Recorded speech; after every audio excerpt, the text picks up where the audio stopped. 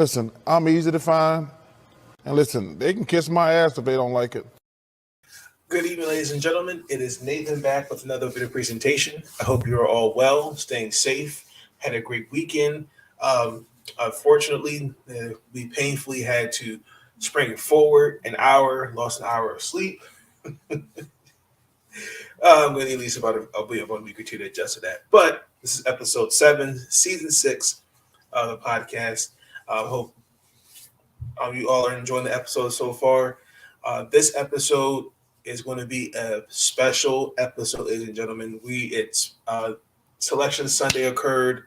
We're going to do a live bracket for both the men and women's March Madness road to the national championship.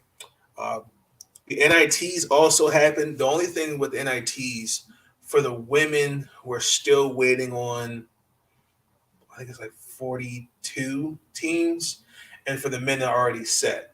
So we're going to do brackets for them, but I'm going to push.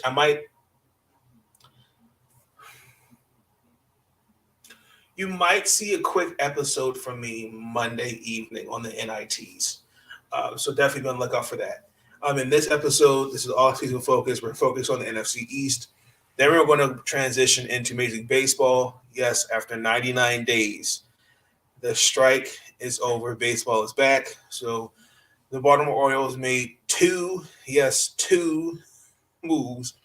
Then we got to painfully talk about the Wizards getting embarrassed on the road to the Lakers, letting LeBron James up a 50-piece on us, and then to get shellacked in Portland without Damian Lillard, without CJ McCollum, without Anthony Simmons, let Josh Hart drop 44 points on us. And then we got to talk about we play the Golden State Warriors. The men did not make the NIT tournament, unfortunately, but the ladies are a 4th seed.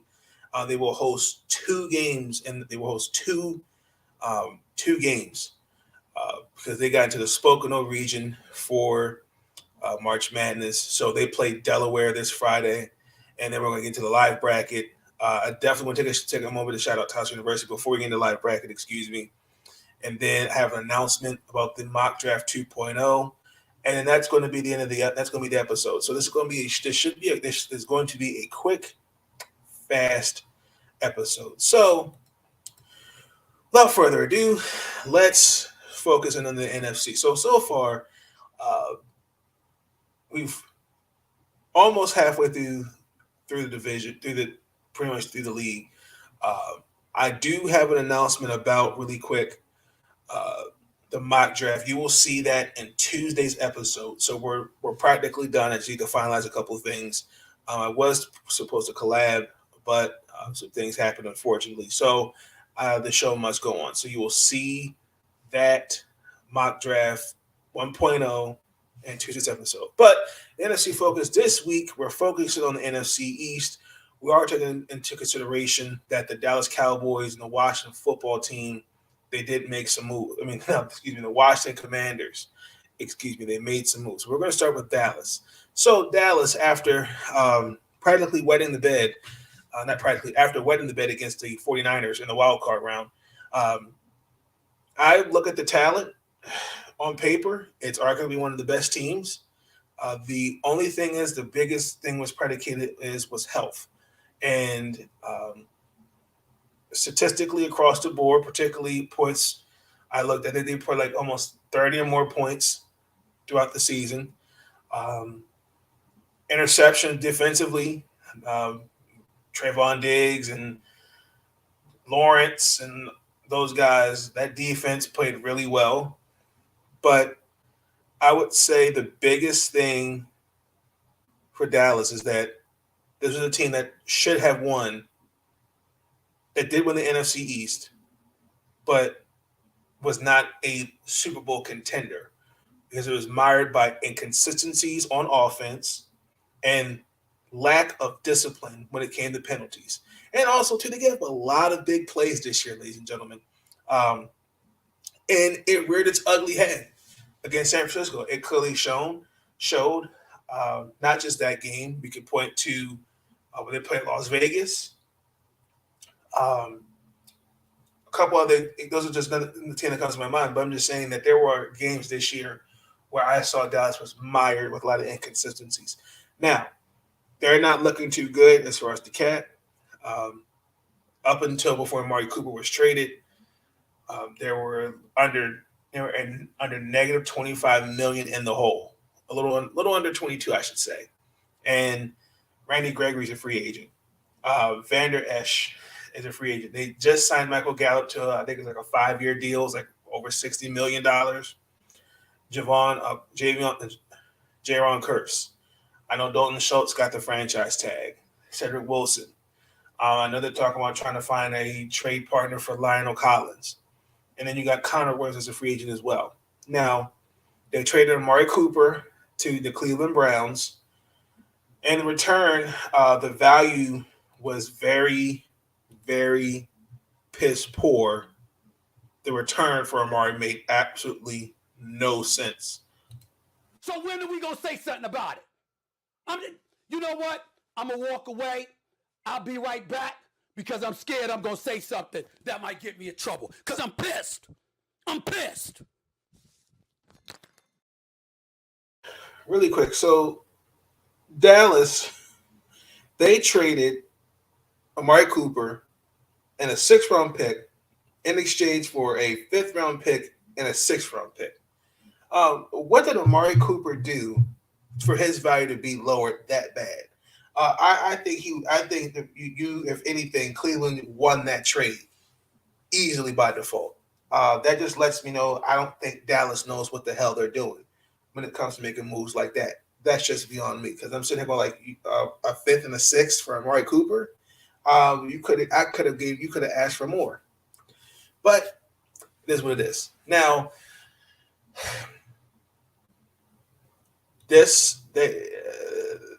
they're gonna have to figure something. Dallas knows they can't keep everybody. They have to win now or next year, or it's over. They're going to have to rebuild. They can't keep everybody. Now, they need to improve that offensive line because those guys are getting older. Randy Gregory and DeMarcus Lawrence, I'm looking at those guys, for example. They're looking for paydays. You might have to give them the grass is greener on the other side pitch. Now, I look at Dallas. They're going to have to figure something. I think the biggest issues is that they need to fix their defensive line, corner, safety, but I think offensive line. They have the 24th pick, if I'm not mistaken. But if you're Dallas, Mike McCarthy's seat is hot. I'm going to tell you why it's hot. Because because people are already talking. The chirp was already after the game where they're calling for your job. They're questioning, how come you're not doing this? How come you're not doing that? And on top of that, I can't think of the defensive coordinator, his name, but former Dan Quinn. Dan Quinn, that's his name. He resigned to stay with Dallas. Watch out, because the moment there's a mess up or there's some issues going on in Dallas, Dan Quinn is taking that job as head coach for the Dallas Cowboys. Guaranteed. So let's transition to the bottom tier of the division, the New York Giants. They're a little under negative $10 million in the cap. This is the same team that could not fully dress a team during the season because they didn't have the cap. And now they're going to have to make some decisions. Evan Ingram's a free agent. Jabril Peppers, Will Hernandez, Nate Solder come to mind. From what I understand, what I read, Sterling Shepard wants to stay. But, he's coming off an Achilles. And he tore his Achilles. And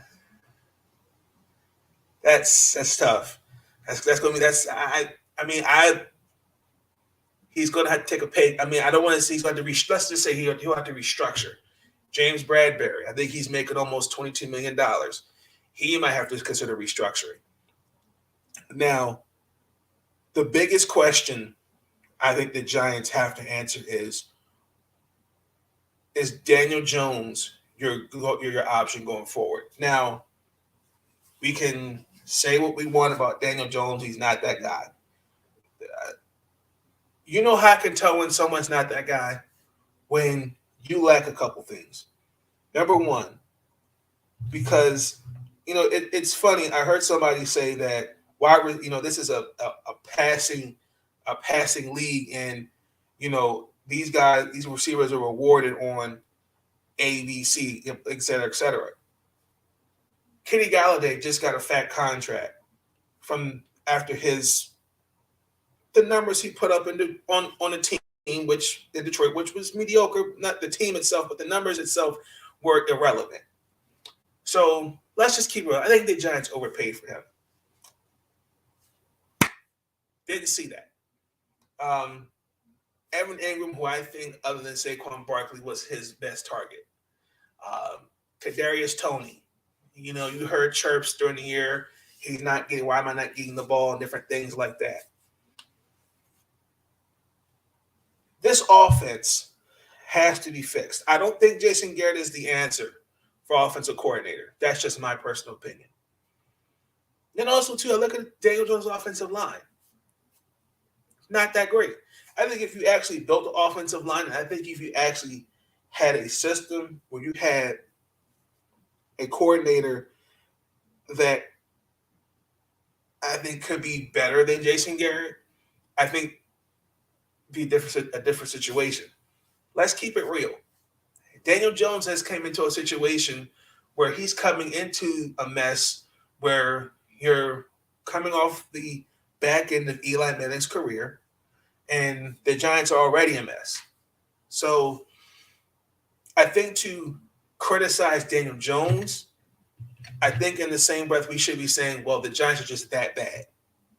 Now, my only thing is, I understand he hasn't shown consistency, and I think he's going to make like $20+ million, I think, starting next season, if I'm not mistaken.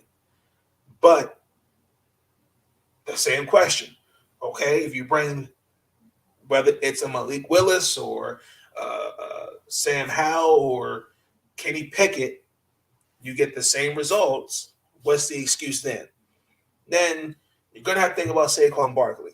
As much as I'm a fan of Saquon, I'm concerned about the injuries. Now, his fifth-year option was picked up. I think he's supposed to make about $7 million. And because of just his injuries, I think it's best to move on from him. I think the Giants can get something for him. But also, too, I think for Saquon, I think it's best. Because I just think it's just not going to work with the Giants. Now, they have the 5th and 7th overall pick. Now, my mock draft, I've strictly focused on specifically 2 areas: offense and defense. I think with either pick, they could buff that offensive line, and they could also buff whether if it's a linebacker or an edge. That's just who I think they can buff that defense. The offense defense. They can use those 2 picks to buff to get 2, or they could do either or. But I can't remember who I had them take. I know I had them taking a linebacker with the 7th pick. I might have them taking the offensive line. I can't remember on the top of my head. I don't have the mock draft in front of me. But that's what I think they need to focus on. So if you're the Giants, Dave Gettleman, you've got some work to do. You've definitely got some work to do. Next, the Philadelphia Eagles.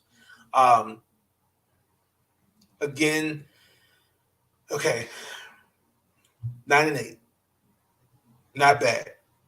I think Jalen Hurts did okay. I mean, they got to the wild card, and even though they disappointed against Tampa, this was the same Eagle team that got rid of Doug Peterson and Carson Wentz. Devontae Smith, who I think had a quiet rookie. I think had a quiet but excellent rookie year. I'm a fan of Dallas Goedert. I love Darius Slay, and arguably too. Look, but we can talk about Tampa Bay's offensive line. I think Philadelphia arguably has the best offensive line in the league, in my opinion. Now, last year, according to Spot Track, and I did my research, Carson Wentz. I didn't know this up until this when they got traded to Washington. They had a $34 million dead cap on their books because he was in Indy. Now, they have 3 first-round picks, which is good because they have a little under $23 million in the cap. Now, the only biggest free agent I saw was Derek Barnett, Rodney McLeod, Anthony Harris. That was somebody else that stood out to me. Now, I heard about Fletcher Cox could be traded and see what you can get out there. Now, I don't know where this narrative came out about, I think we kind of need to move on from Jalen Hurts after 1 year. I don't know where that came from. You can take Aaron Rodgers out that equation. You can take Russ out that equation. You can get a Jimmy Garoppolo. You could Deshaun Watson. Nah. I can see Deshaun Watson going to a team like Carolina.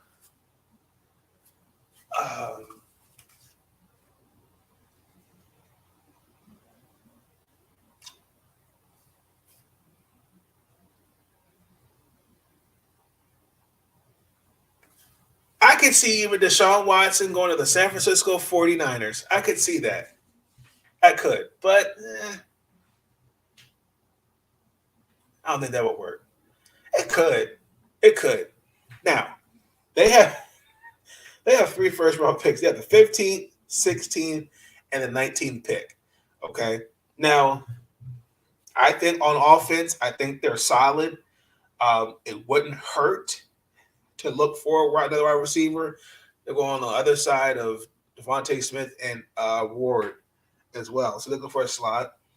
I would consider looking for a replacement, but I mean, again, you can always find those. I mean, for Jason Kelsey, I think it's going to be his last year, but you can always find a center day 2, 3, 4, whatnot. Defense. So they could take a corner, they could take a linebacker, and a defensive edge. And I put in my mock draft. Those are the 3 positions I think those 3 areas they could focus on the most. But I mean, it wouldn't hurt. It wouldn't hurt. But I think with these 3 picks, I think the Philadelphia Eagles, I could see them easily. And then, if they get it together, I could see the Eagles winning 10 games easily. Guaranteed. So, I mean, hindsight 2020. If you're Philadelphia, it's looking up, and I would stay positive that way. Let's focus, lastly, on the Washington Commanders. So we traded for Carson Wentz. What the hell was that?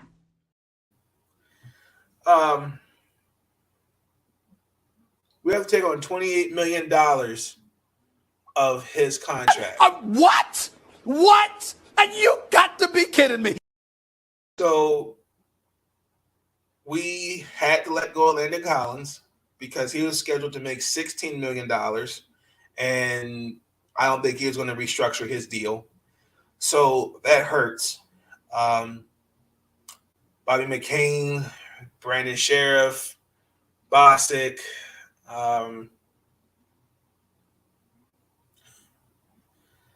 There's really nothing Washington can do. I was really hoping that Washington, we would have waited until free agency, and I talked about this in the last episode.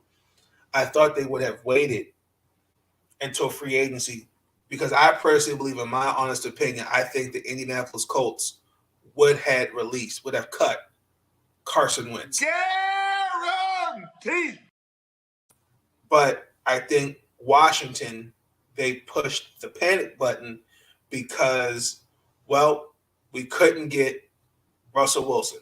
Relationship with your Oh children. my God. Aaron Rodgers decides to stay in Green Bay.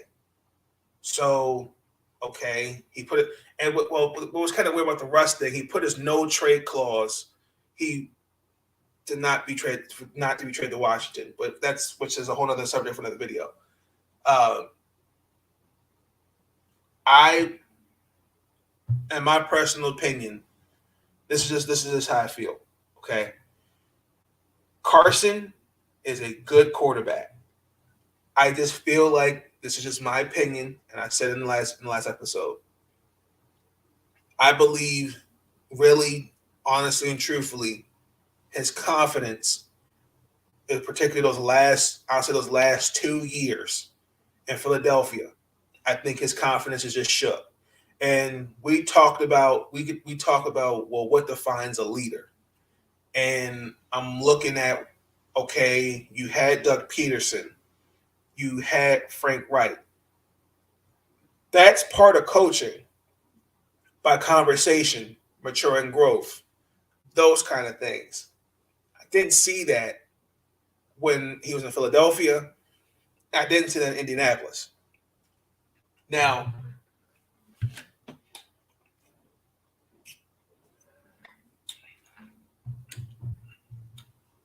I understand that. See, there's different kinds of ways of how you be a leader. Vocal, pointing people out. But I think it starts with helping that guy. Anything was going on. Helping him to be a leader. Like, it's not just about the X's and O's. It's setting him down, conversation, something like that. I think Ron Rivera could be that guy to help him be a leader. Now, again, another concern with Carson is staying healthy. He definitely has issues staying on the field health-wise. But I look at, let's just be honest. When he was in Indianapolis, if your name is not Michael Pittman Jr. or Jonathan Taylor, who else was a reliable weapon for him? Now he's got Terry McLaurin. Curtis Samuel, if he comes back healthy. Okay, I've been on the record. I feel like Washington can find something they can trade or something, but I don't think that's going to happen now. Logan Thomas when he gets back healthy. McKissick, Antonio Gibson, who played through a turf toe injury all year. And the defense when they get back healthy.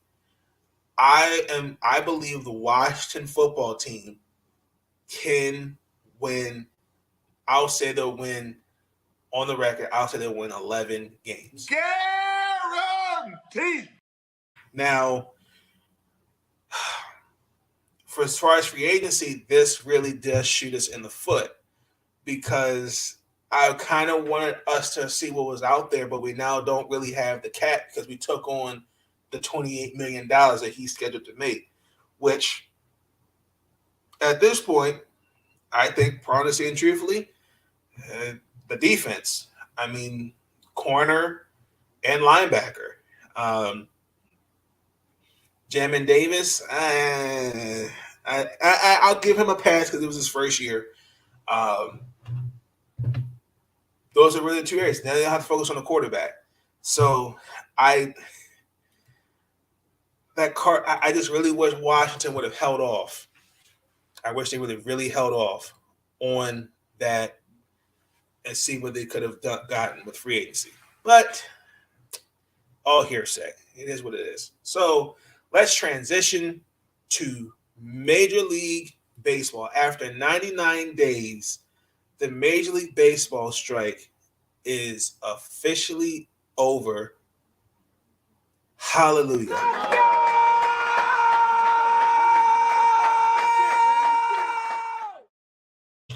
So, really quick, this is what was agreed upon by the MLB and the Players Association.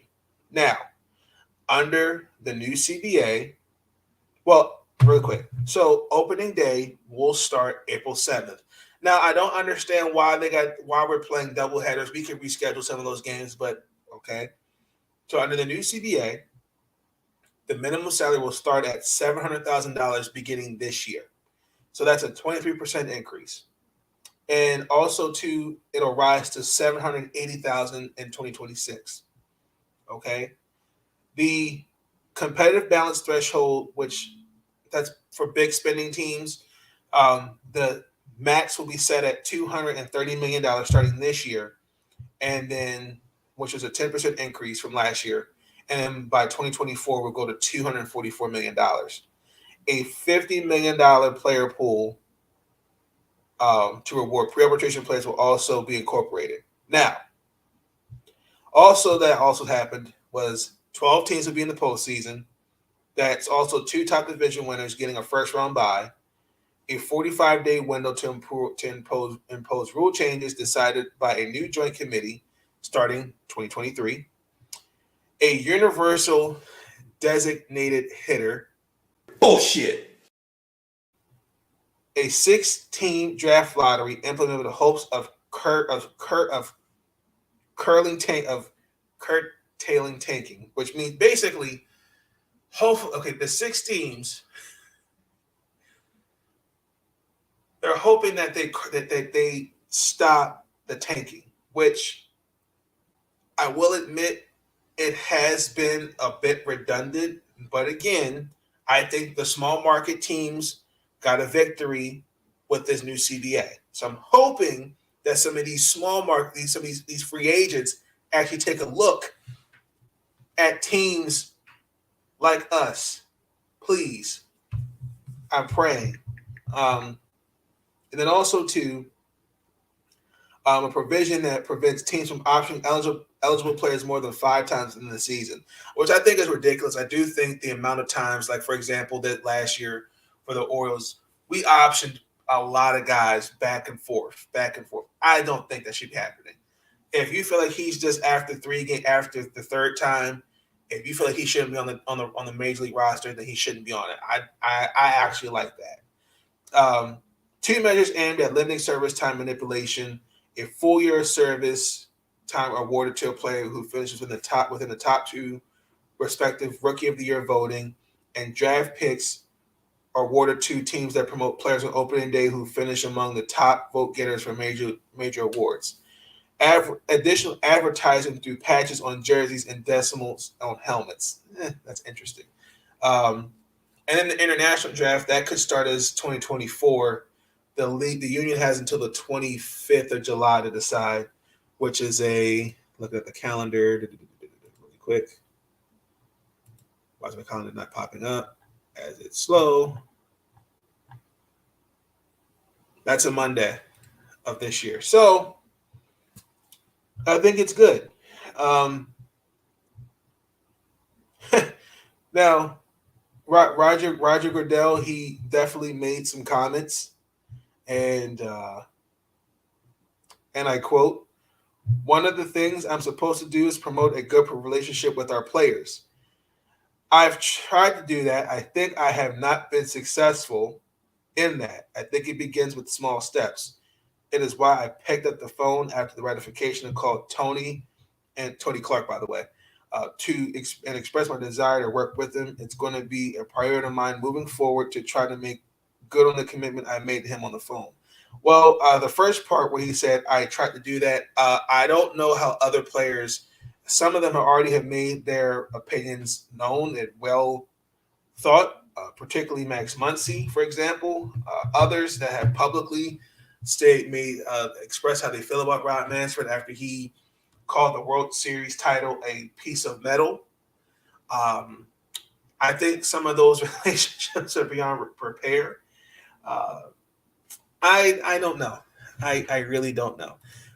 So I'm 99 days later. The Baltimore Orioles, we only made 2 significant moves. We signed Jordan Lyles to a 1-year deal. And you know what? Jordan Lawson is a good pitcher. I think he could be a serviceable arm. I think the deal was like 1 point something. It's like a $7 million deal for 1 year. We'll see where he'll fit. I think he'd be a better. I think he's better than what we've had signing on the cheap, and then we signed Robinson, Chernos, because we had no catchers on the 40-man roster. Severino's gone. We didn't bring back, and they liked him too. I can't think of his name now. Hold on, his name escapes me.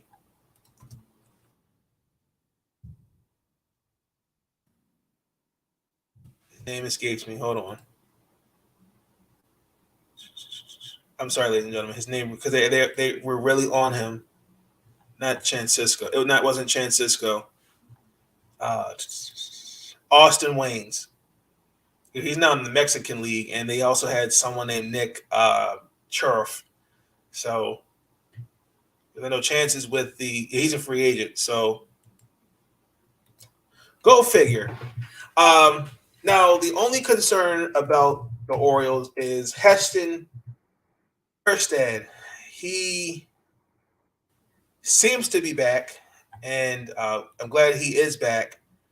I don't think he's the odd man out. Last year, he, particularly COVID, at the time of COVID, he could not play because he had a condition. I can't remember what it was. Myochondritis, which is like it's an inflammation of the heart muscle. So he couldn't play. He didn't play all last year. He missed spring training. So this year he's back. And so far, so good. The chemistry that he's developing with Adley Rutschman, Grace Rodriguez. Our minor league system is looking really good. It's looking really good. I really like what Mike Elias has done. I give it another couple years. These guys are ready to be called to the big leagues. DL Hall. Who else? Grayson, like I said, Adley, not ready. He's ready, but not quite yet. Don't want to rush him because we have the number one farm system in the league now. However, because we do, I didn't peep this until I just realized, but we have the number one overall pick for the 2022 Major League Baseball draft.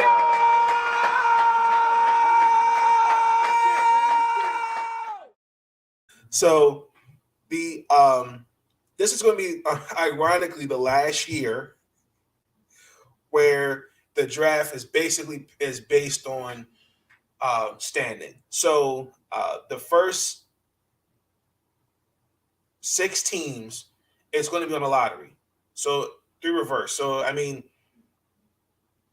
the best team could have the number one overall pick.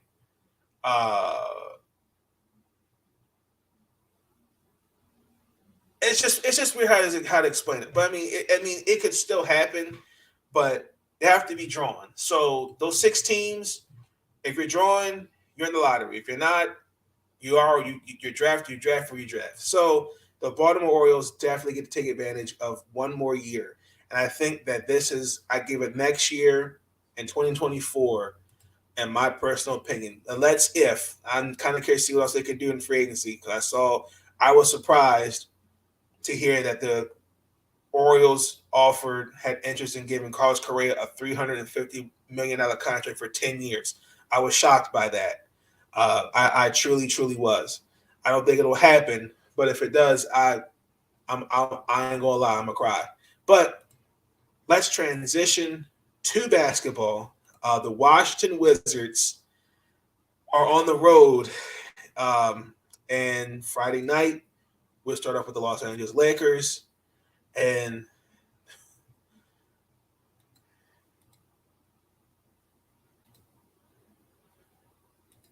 the Washington Wizards. The final score, 122 109. What the hell are you doing? What the hell are you doing? LeBron James had a 50-piece on us.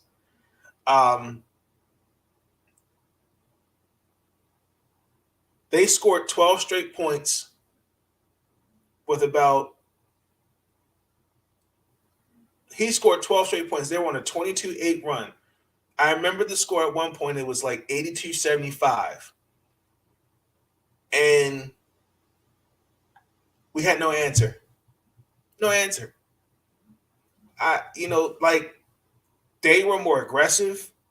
I felt like the momentum we had going into the second half, but they attacked the paint. We struggled at times to get up to shoot the ball.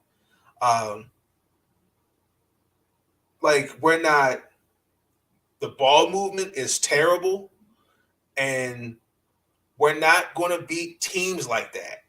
Like Kyle Kuzma had 23 points. Corey Casper had 21. But I just don't understand this team. Like, I'm watching the games, and I'm sitting there going like, well, we could have beat them. But one pass, shoot the ball, or try to be a hero. And it just makes no sense to me. And that stood out to me about that game. Then next, we go to Portland, which is weird. We played the Clippers before the Lakers. We lost. Then played LA Friday. Had to go to Portland.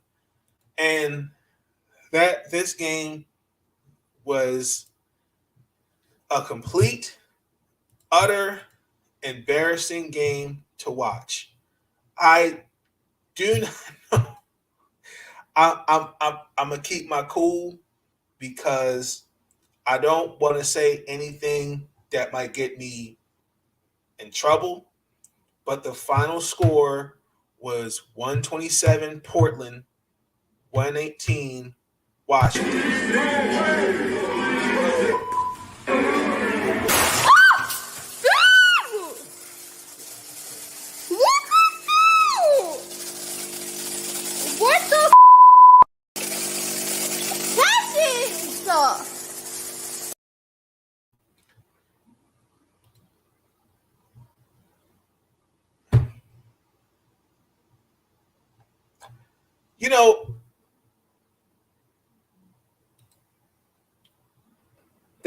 They did not have Damian Lillard. They didn't have Anthony Simmons, CJ McCollum, Yusef Nurkic, Josh Hart, PG County native, dropped 44 points on our heads.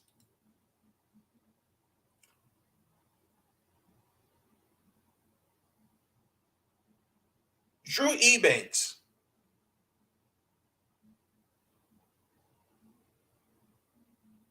who they got in the trade with the Spurs, dropped 20 points. Trendon Walford, 27 points.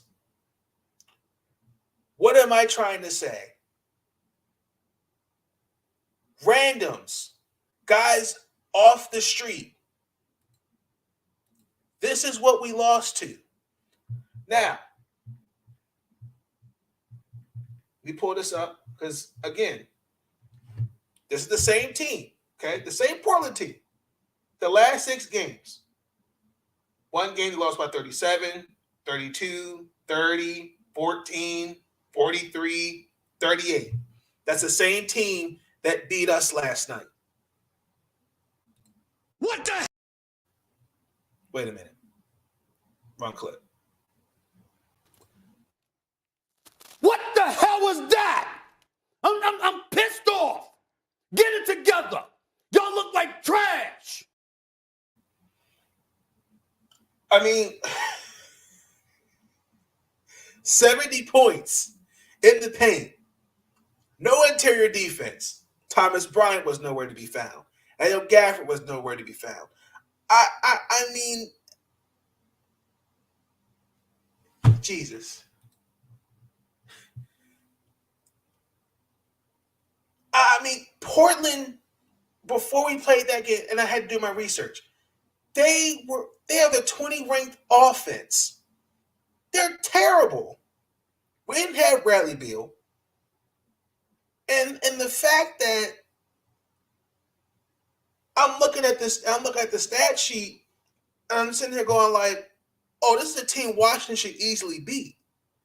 But you know what happened? And we got this. We can beat them. It's easy. That's not how this works. And guess what happened?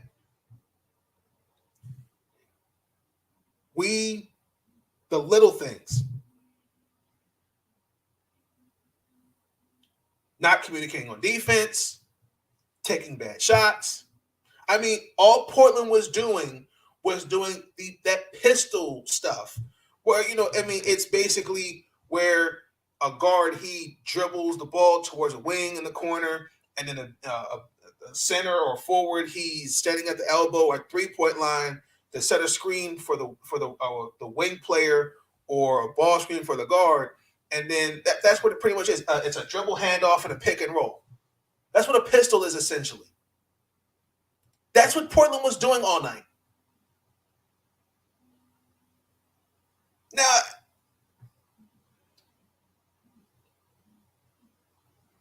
I'm going to be fair. Some guys did play okay. But we're not going. I'm going to hold off on that. The Washington Wizards. I can't watch another game. I'm done. I can't.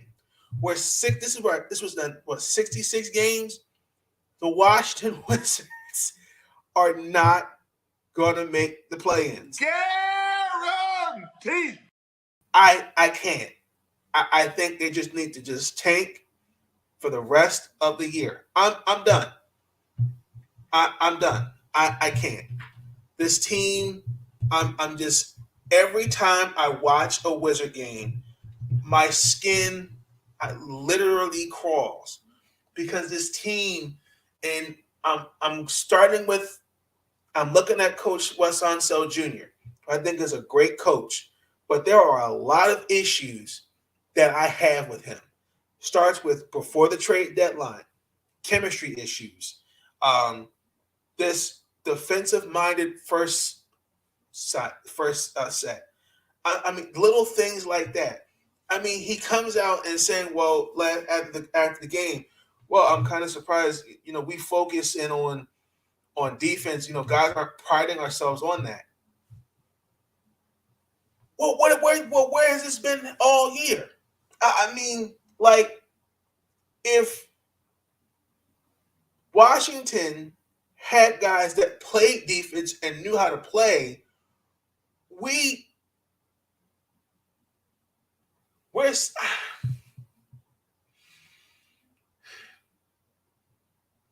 I'm convinced guys just don't know their role. The offense is too basic. I don't know if it's complicated or we just don't have the right guys for this offense. Because I'm not going to lie. Because let me look at my notes here really quick. I mean, I can't. I really can't do this anymore. It's getting to the point where I just don't think we're now one sees where these issues have been clamoring on for now the longest, and they haven't been addressed. I'm not calling for the man's job, but I do question, okay, Did we need to move on from Scott Brooks? Because I'm looking, and a lot of these issues, I just feel like nothing's going to happen. Now, I can say all this stuff, the same thing, when we get to the off, and after this year, hey, Washington needs this, or Washington needs that. It ain't going to happen. It's not. And for people to sit there and say, relax, it'll get better. We got this guy, we're good. We got that guy. You're not watching the games. Because what I see, and particularly these last few games, I just see a team that practically just 1, 2, 3 Cancun.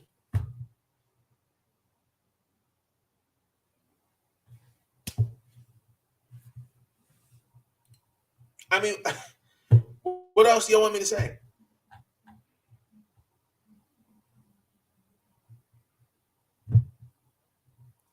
Portland shot 57.5% from the field. Also had 12 offensive rebounds. Oh, by the way, Portland, that roster that they had out there, half those guys can't shoot the ball.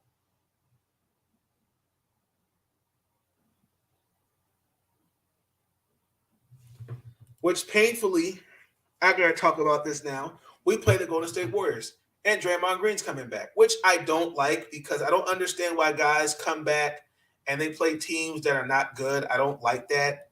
Maybe it's just me. Y'all help me out with that. We're not going to win this game. It's a road game for us.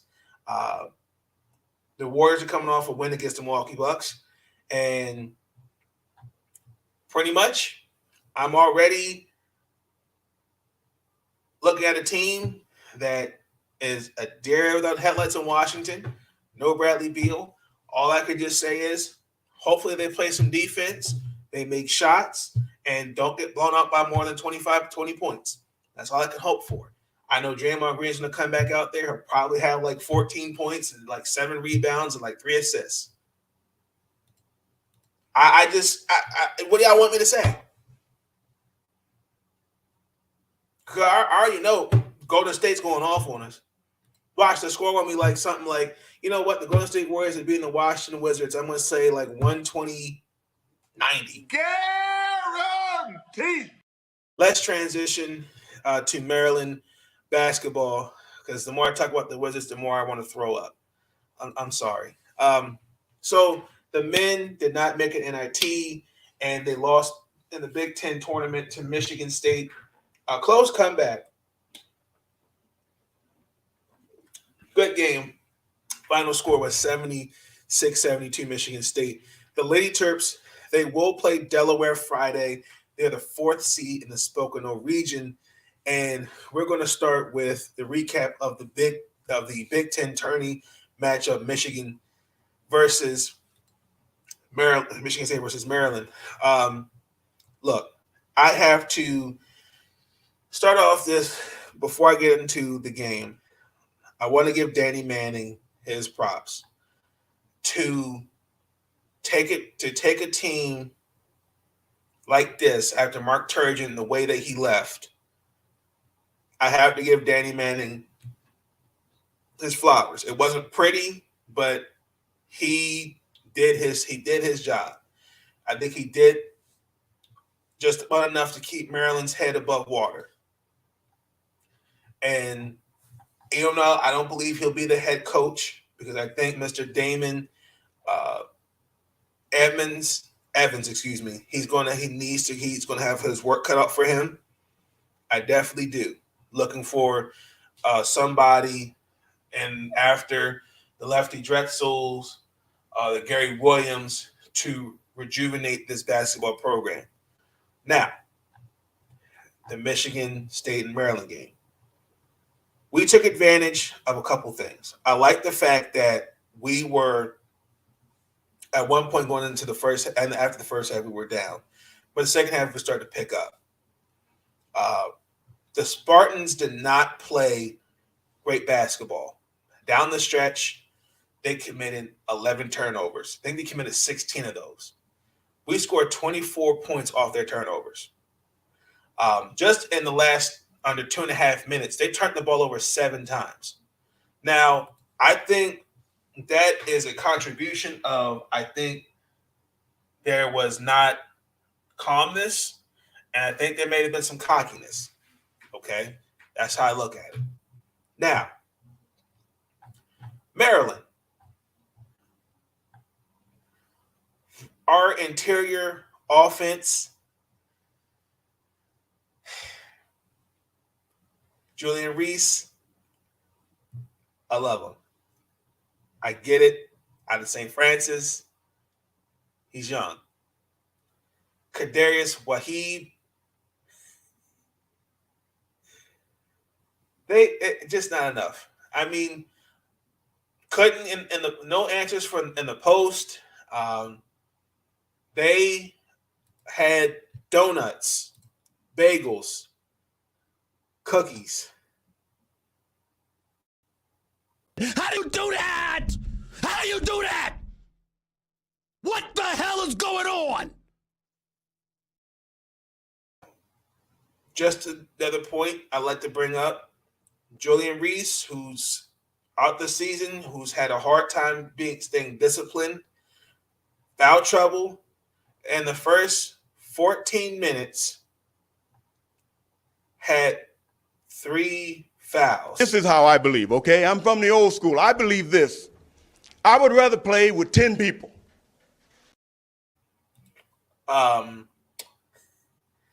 And just no answers for Michigan down low. No answers whatsoever. Now, I will say this. The bench actually, and I talked about this was going to be a key factor. The bench actually didn't do that bad. The only person that really kind of showed me something was Green. He stole the ball 4 times and had a good 5 points. Ian Martinez, no help. He gave me 4 points, but another one because foul trouble. Eric Ayala, Fats Russell had 17 points. Hakeem Hart had 11. Dante Scott had 15. Like, that was practically their offense. And even though it was a good comeback, this is kind of a learning curve for the young guys that are still going to be here. But we almost won this game. We almost did. And while the chapter ends on this book for Maryland, I'll be honest, to see where, Maryland, because I didn't think Mark Turgeon leaving would open up a multitude of sins that bad for the team. But to get to the Big Ten tournament and almost come back, I think that's the start of something. Now, obviously, the biggest thing is you're going to have a hard time trying to find somebody to come in here and be that coach for Maryland. Rick Pitino's already made it clear, I'm going to stay at Iona, which some guys say they do, and then they turn around and don't do that. Look, sad to see guys like Fats and Eric go, but a great 4 years. Great ball players. This is the start of something, of a new journey. We'll see where it goes. Maryland has no transfers, has nothing as of now coming into next year for the season. So it's going to be interesting. It is. So hats off to the fellas. I know throughout the year I was hard on them like a rock. And I know some of the episodes it was because some of the games it was really hard to watch some of their games. But I'm really proud. I'm really proud of them, Danny Manning, and what they've done. Now, Damon Evans, it's up to him what he wants to take, where he takes this program. because there is definitely somebody. We need somebody that can take this collegiate basketball team and elevate it to and just rejuvenate it. I'm really hoping that Evans, he gets the job done. Damon Evans is the athletic director for the University of Maryland. Now, for the Lady Terps, we got in there the 4 seed. We got in the Pocono region. We're going into the tournament. We're 21-8, but we're 13-4 in the Big Ten. We've finished in a tie for third place. Now, the game against Illinois, I don't know if the committee took that into consideration, but that game was canceled. I'm surprised that game actually never got rescheduled. Just for the record, I personally believe if we played that game where it got rescheduled, Maryland would have won that game. Guaranteed. Now, I feel like I'm not going to talk about us getting in. I don't want to talk about us getting embarrassed by Indiana. Don't want to talk about that. This year was just a trying year. The adversity that we've been through, I'm talking about from the injuries, losing to teams like Stanford, South Carolina, NC State, like losing to teams like that, being down certain injuries. I mean, we had girls that were sick. As another example, I mean, just to pile on the stuff that we didn't need. Now, I do feel like that was taken into consideration. Now,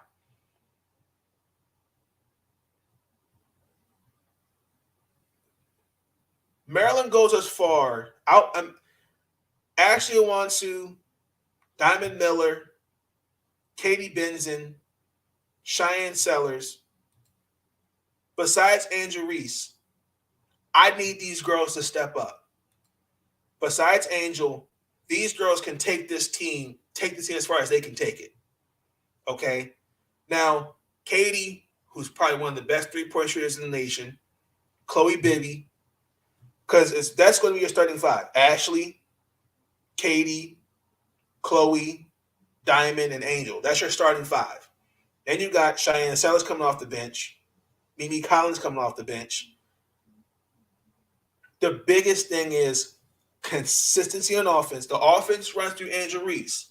If we give her the ball down low, I mean, we're talking in the post, pick and roll, where she's commanding double teams, where she's dishing it out and we're making shots.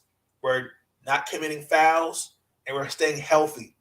If Maryland can do those things, because the depth, I'm telling you right now, the depth is as thin as this paper towel. It's thin, okay? Like, that we can't – there's error for little mistakes. We don't have Faith.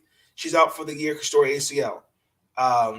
And then Tazana Kozlov, I mean, I don't really see she hasn't done anything. Let me just say it like that. We played Delaware, okay? The same Delaware that Towson played, the ladies in the Colonial Athletic, they went 24-7. They went 15-3.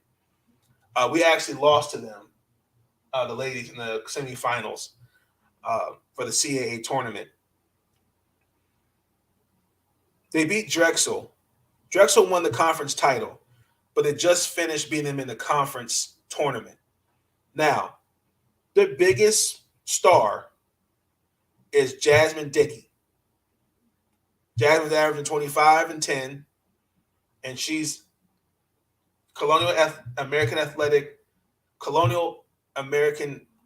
Athletic Association Player of the Year. This is her second year in a row.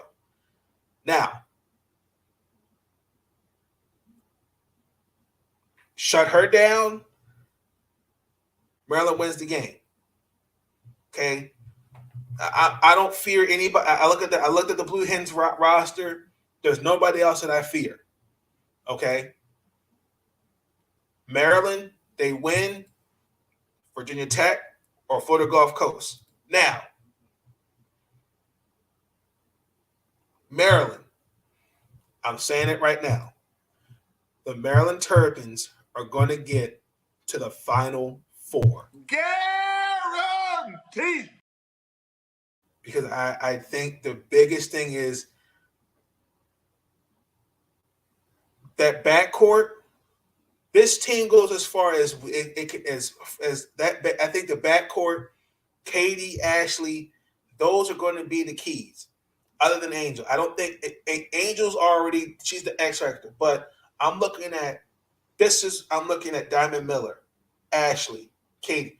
They have to play great. They have to be the reason Maryland gets far, because they're one of the 6 players, 6 girls that got Big Ten honors this year. They're one of the reasons. We all know Angel Reese is great, and she's also a finalist for the John Wooden Award and the Katrina McLean Award. It's the others. The others have to step up. That's the key. Now, with that being said, Towson Basketball. Now, I want to give my congratulations to the men and women. Even though I was disappointed, we didn't get into March Madness. We did get NIT invitations, which is good. The NIT, ladies and gentlemen, is nothing bad. Yes, sir. Appreciate you. We're about to wrap it up a little bit. Thank you. The NIT it's just like March Madness, but it's a way of saying, hey, you were good enough to get to this part and be invited here. Now, Maryland, the Towson men and women both got into the NITs. There's a bracket. I will do those on Monday's episode. So it might be episode Monday.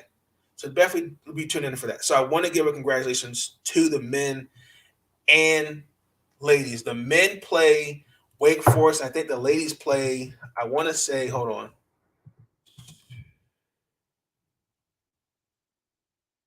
I think they have to play. Well, not yet. The other, no, I know why. Because the automatic qualifiers aren't there yet. So we're still waiting on them. Yeah, they're in the at-large category because automatic qualifiers, Boston College, Campbell, Columbia, Drexel, Fairleigh Dickinson, Grand Canyon, Holy Cross, Houston Baptist, Idaho State, Jacksonville State, Louisiana Tech, Maine, Marquette, Missouri, New Mexico, Norfolk State, Quinnipiac, Rhode Island, San Francisco, South Dakota State, Southern Illinois, Tennessee Tech, Toledo, Troy, Tulane, University of California at Irvine, UCLA, West Virginia, Wofford, and Youngstown State. They're all automatic qualifiers. So the other 34, they're going to have to wait until, I believe it's Monday we should be hearing. So that should be hearing actually by something by Monday, because the first game is March 16th, because they have the first round. They have the play-ins, which is weird. I think that's interesting. So we'll see. But really quick, I just had an announcement for the WNBA. 2.0 mock draft will be shown Tuesday's episode. Definitely tune in for that. And that's pretty much it for my announcement for the mock draft. So Tuesday's episode, we got the WNBA mock draft 2.0, NFL mock draft 1.0, definitely. Now, with that being said, we are going to get into it, ladies and gentlemen. The moment you all have been waiting for, we are going to do a live bracket for the men and women. So I'm excited. Let's do this, shall we? And then that is going to end episode 7 of the podcast. So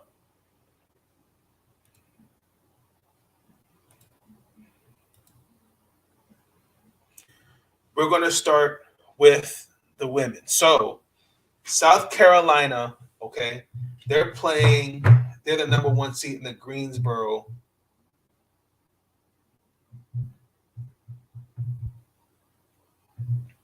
region. And I had to look this school up. I didn't know what that was. And the school that Howard University has to play, and shout out to Howard University, by the way, they're playing the University of Incarnate Word. It's a private college in San Antonio, Texas. So there is a play-in game. I didn't understand why Howard won their conference. I don't understand why they have to be why they have to play why they have to be a playing game. I don't understand that. So I'm going to say South Carolina obviously advances for the winner. University of Southern Florida versus Miami. This is going to be a good game. I'm going to say the University of Miami wins this game. University of North Carolina versus Stephen Austin. This should be a good game. I'm going to say University of North Carolina wins this game. Gonzaga versus UNLV. This is where I think there's going to be an upset, but I'm going to say Gonzaga wins. University of Georgia versus the winner of the DePaul and Dayton play-in game. University of Georgia will advance. And you got, oh my gosh, I'm drawing a blank. This was another one. I cannot pronounce the name of this school. I'm sorry, ladies and gentlemen. Hold on.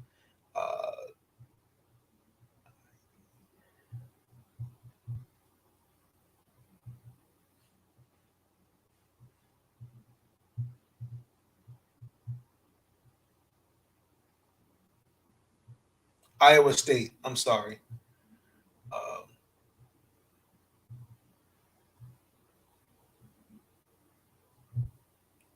They play Utah, and they're number 3. I'll say them. Colorado versus Crittenden. I'll say Colorado. Iowa. I know that's going to be Iowa, of course. Louisville. Okay. We're going to say Nebraska, Oregon, Tennessee. I'm going to say Villanova upsets BYU. Michigan. Ole Miss. And then Baylor. Okay. Then what will let me go over to the no? Okay. It should. So for Stanford, I'm gonna say what is this? I'm gonna say Kansas, Florida Gulf Coast, Maryland, Ohio State, LSU, Utah upsets the number 10 Arkansas, Texas. Congratulations on them winning the Big 12 championship. NC State versus Kansas State. North Dakota, not Notre Dame, excuse me. Oklahoma, Kentucky, IU, University of Central Florida. I'll say the Florida Gators, and then UConn. Okay. So South Carolina, I'll say North Carolina. I'm going to say Georgia. I could see Colorado upsetting Iowa, Nebraska, Oregon, Michigan, Ole Miss. in the second round. I think there's going to be some upsets in the second round. Okay. Stanford, Maryland,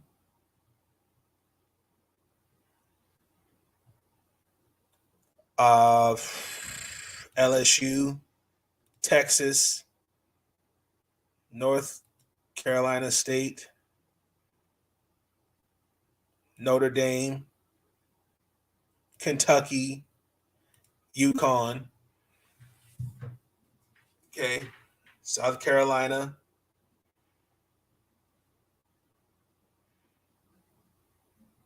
Georgia,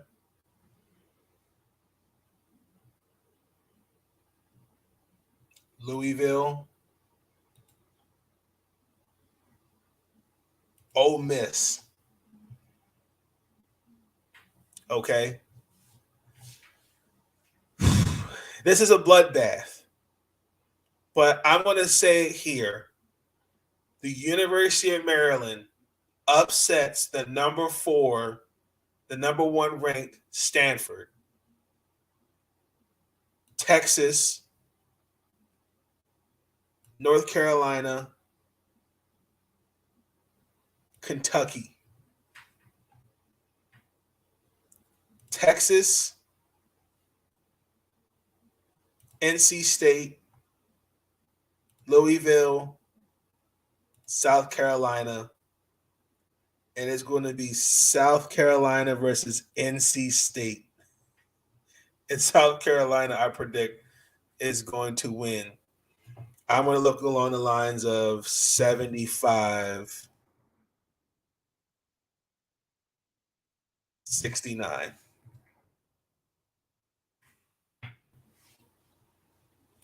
Uh-oh, my bracket was not complete. Why was it not complete? Let's go back and look. Oh, okay. Now we're done. I didn't pick the stunner. Oh, wow, I forgot. Baylor.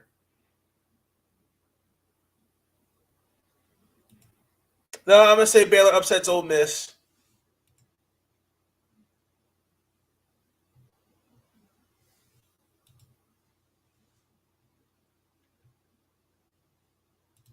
What? Where's the error?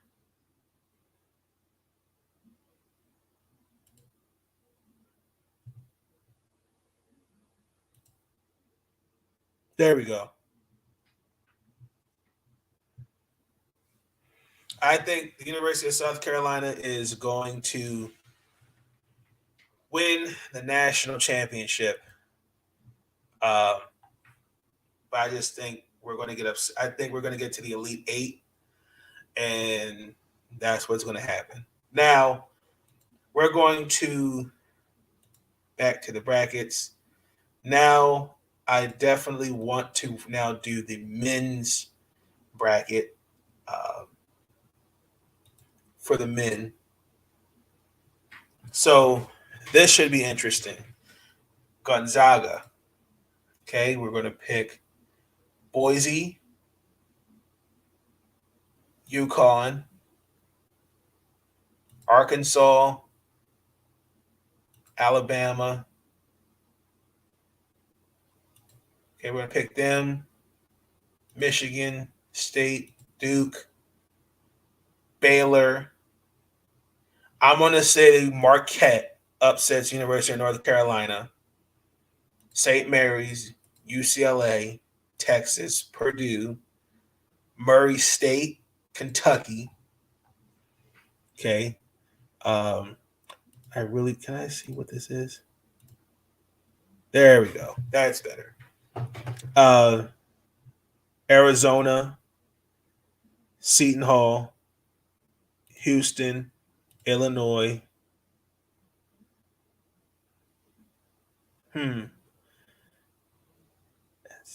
I'll say SCU, Tennessee, Ohio State, Villanova, Kansas, Creighton, Iowa, Providence, LSU, Wisconsin, University of South Carolina, Auburn,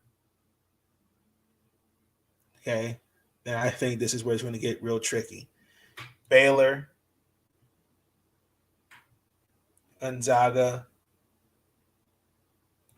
Arkansas,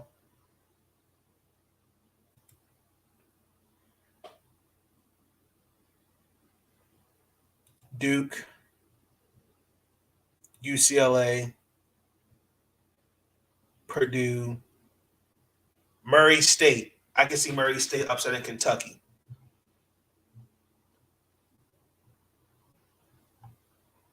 I'm not going to sleep on that.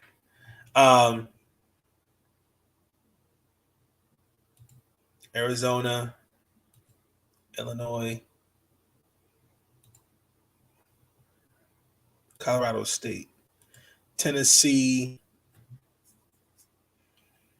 Villanova, Kansas, Providence, Wisconsin, Auburn, Purdue, UCLA,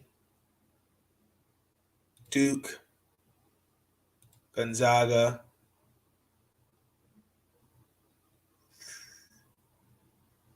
Wisconsin, Kansas, Arizona, Tennessee. I think it's going to be Gonzaga, Purdue, Arizona, versus Kansas. And then you're going to have Gonzaga versus Kansas. I say Gonzaga wins. I think it's going to be like 83. I think it's a prediction, 83-77.